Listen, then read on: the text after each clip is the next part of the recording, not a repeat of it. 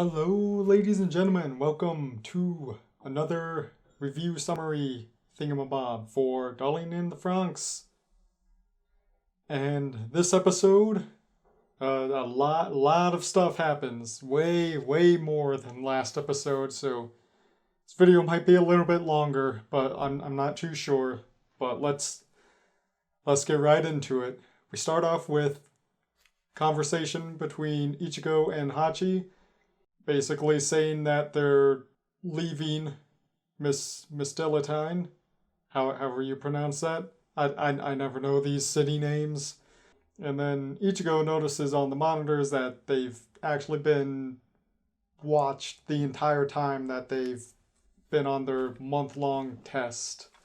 Then Goro says that wouldn't last much longer anyways because, well, first of all, their rations are pretty low. Their water supply is pretty bad. The areas of drinking water is just going down and down the longer they go, and oh my goodness, it certainly does look bad. Then we cut to big things. We are getting a wedding. You would think Futoshi would be mad. Well, he is, but he's trying. He said he's going to be the priest, but then we see Aikano, who doesn't look too excited, but we'll get into that soon. Innovative as always, Miku decided to use the curtains to make a wedding dress. That's pretty cool. I probably could never think of something like that. And we also get sort of this. I thought it was more nostalgia moment where they're actually playing ball again, because last time we really saw that was kind of the first couple episodes and it never really came back. It just seemed like something important to them, what they used to do before they were able to pilot the Franxxes and all that stuff. It's just something we haven't seen. Then Zorome just randomly speaks English. So I thought that was funny. It's really weird when that happens, but still hilarious. Back to Aikano being sad again. Ichigo tries to comfort her, and then things get a little bit weird. Hey, remember when they had that partner switch? Aikano wanted to try riding with Ichigo, and that didn't turn out too great. And even though she slapped that loser last episode, so satisfying. We find out that she actually kind of agrees with him and that the whole male-female requirement is stupid, where only females can be the pistil part of the Franxx and only males can be the stamen. Even though it's painful, Aikano actually acknowledges that. And there's something to be said about this. It's really important to be honest with yourself and with others. So I applaud Aikano for being honest about her feelings of the Franxx system. And oh my god, another love triangle. My reaction exactly, Ichigo. Granted, I don't have any issues whatsoever with Aikano being gay. Even earlier, I thought Mitsuri was gay because of the whole promise with Hiro before his memory was zapped. But then he ended up falling in love with Kokoro, so that's all fine. But can Aikano at least love someone that isn't already part of this massive webbed love triangle? Just adding to the conspiracy theories of all the mess everywhere. It's just more and more depressing knowing that nobody is gonna be happy by the end of this show. Except maybe Zorome and Miku. I ship it. There haven't been any problems with them. I would say Hiro and Zero too, but come on, what? One of them is 100% going to die by the end of this. Or both of them. I don't know. Sadness for everyone.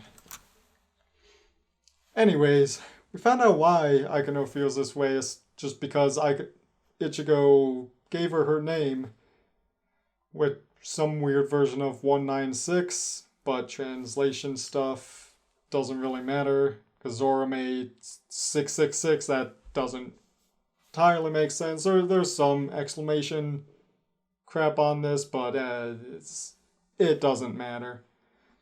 And then we get a kind of cute flashback. I really like the child flashbacks of when they're all children, because they're just like drawn kind of cute and all innocent playing. They just seem so much happier. And now everything is sad. But she says she's jealous of boys because they're boys and can be closer to Ichigo by default. Which kind of makes sense. And then more creepiness. I want to keep you out of myself. Rah. But then Ichigo realizes that she's kind of just like how she used to be. And we go to sweetness and heartwarming stuff. Yay! And she says that this is what life is all about. But I really like how this is handled, though. Dealing with something like this, or depression, any kind of mental health disorder, isn't normally shown in a show. Or if someone does have something like this, they're kind of just like thrown to the side, is covered for like half a second. But this is actually gone into a lot deeper than I thought it would be. And these issues actually do come with a lot of pain in reality. So I tip my invisible hat to the writer, and I appreciate this short scene. Despite all that, we finally are setting up for the wedding, and we get a nice little family photo here. So adorable. And oh, what's that, 02? You see something over there? Oh my god, zombies are pulling her in. Here comes the giant hand. Oh no, it was just a dream. Oh. Never mind. Now that she seems happy, it does kind of seem like she's feeling remorse for all of the partners that she killed in the past. I'm sure that won't come back to haunt her. I don't. Walk through some Sakura trees, and just think 02 also looks all cute in their in Squad 13's uniforms, since Kokoro let 02 borrow it since she's going to be in the wedding dress. They recall, her and Hiro recall the promise they made a while ago to get married. Just a nice fun moment to give you a false sense of security that everything is all right. That's foreshadowing. Then just another funny moment. Mitsuru won't look at Kokoro in her wedding dress, but you know, it's kind of tradition to have it bad luck if you look at if the groom sees the bride in her wedding dress. It's just kind of traditionally bad luck to do that. Maybe more foreshadowing. They walk down the aisle. Everyone is ringing their bells just when they're about to go in for the kiss. Who invited him? This guy really needs to just go away. This guy brings his army of soldiers. They knock out Zorame. They take Mitsuru and Kokoro. Oh, are we gonna get a cool fight scene with 02? Oh, well, no, she got tackled. Mitsuru basically then gets knocked out, and Hachi just watches it all happen. Yay for emotionless people. Then sadness again. They did mention earlier that the flowers were dying. I don't remember how long ago they got those flowers, but it's basically foreshadowing to bad things that are going to happen, and boy did bad things happen indeed. We then get a snippet of Hachi visiting Nana in, I guess it's a jail cell, in the same place where all the kids are being relocated to. He asks what he could have said if he possessed emotions. This shows that he still cares about the kids of Squad 13. He's just incapable of doing anything about it. You know, normal stuff. And we get a flashback of Hachi rescuing Nana, and we see her partner is dead and very, very bloodied up. So I think this is the guy that Nana was thinking about when Kokoro made her have this rapid relapse of her memories, which gave her emotions again. So it's possible her lover. I guess all partners in the Franxxes are lovers technically because that's just how their governmental system seems to work. But she's upset about it, but it's like just beaten by the guards as she's being taken away because she's trying to mourn her like partner, best friend who's been there for years. And they're just like, no, shut up. He's dead. You're never gonna see him again. So that's great. Good job. Hachi doesn't look too happy about it, but he can't really do anything about it since, this was a point where they were then young, and then defying Papa or anyone, they would probably just be killed on the spot. So he did have emotions at one point, so that's great. Next, we cut to Papa, and I noticed there are 7 of them. Well, 5 now. There are 7 chairs up there. Finally decide to count those, and they're just like, what the F? Why did those 2 idiots die? And yeah, that was kind of funny, kind of satisfying actually, because I don't like Papa, even though they're maybe supposed to be the good guys. They do say that their goal is to have humanity live for all eternity. So they're for humanity, but they're also not human. They also mentioned a replacement key for the 2 that died. But what does this mean? I don't know. Maybe they can just get a key, put in a pocket universe, and then two more Papa come out. I don't know. What are these guys? Being free from their shells, or as you call them, bodies? I don't know what's going on. I'm so confused, guys. What are they? They're not. They're for humanity, but they're clearly not humans. I just want answers. Back to the bird nest camp. That's what it's called. Yay! We get them. They're reunited again. Nope. Never mind. They wiped all their memories completely. They have no memory of each other whatsoever, where both of them think that the other is the new member. So that's just a small, tiny little problem. However, but I think Hachi is going to do something awesome later in the story. Don't know when. Don't know what, but he's gonna do something awesome. Because this episode has shown him a lot just looking and listening to the children in his normal straight face kind of disapproval straight face. That's really the best description I can come up with. But I really think he's gonna do something awesome. But another cool thing, they still have the rings on, so when they shredded their memories, they didn't take the ring off. So that's cool.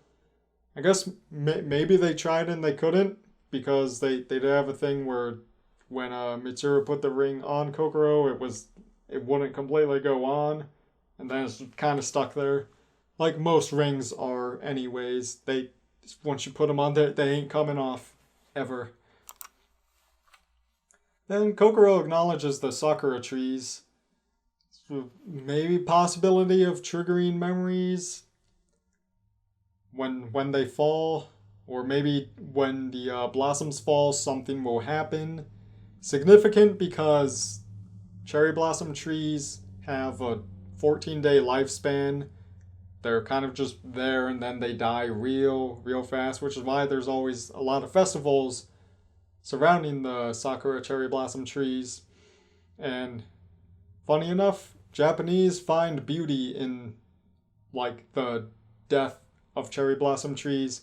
Not beautiful because it's pink, really flowers falling through the breeze. No, it's beautiful because they're dying. They're celebrating the death.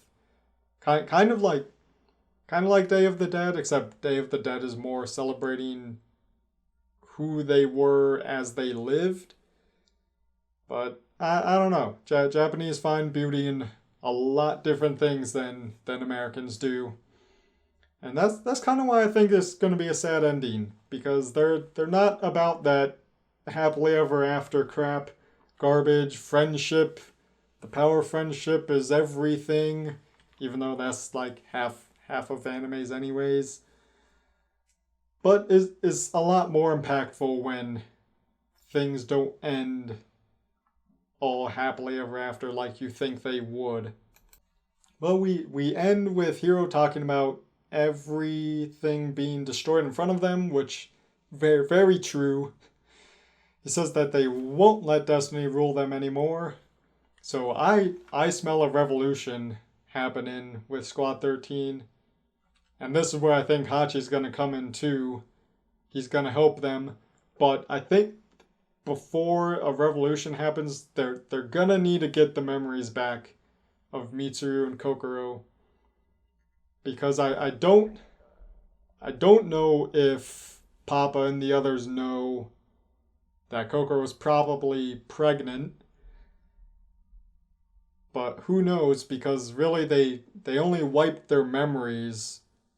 They didn't wipe the baby out of her, if there is one. I'm assuming there is. I hope there is, just because I just feel like it's appropriate for the situations that are happening and all the stuff they've been talking about. But yeah, need to get the memories back, and maybe they're gonna switch sides, because right now the Klaxosaur Princess hasn't done anything except kill the 2 members of Papa and the couple guards. Then again, she's probably the one who's sending the Klaxosaur out. But I think it's possible that Squad 13 is gonna join her sides. But that's just my theory. We shall see what happens. But there was a lot more different stuff in here than last episode. Just a whole lot more happened. Many different smaller scenes instead of bigger, longer scenes like last episode. So I probably missed something during this, but what do you think about the possibility of a revolution? Let me know. And I will see you next time. Goodbye, ladies and gentlemen.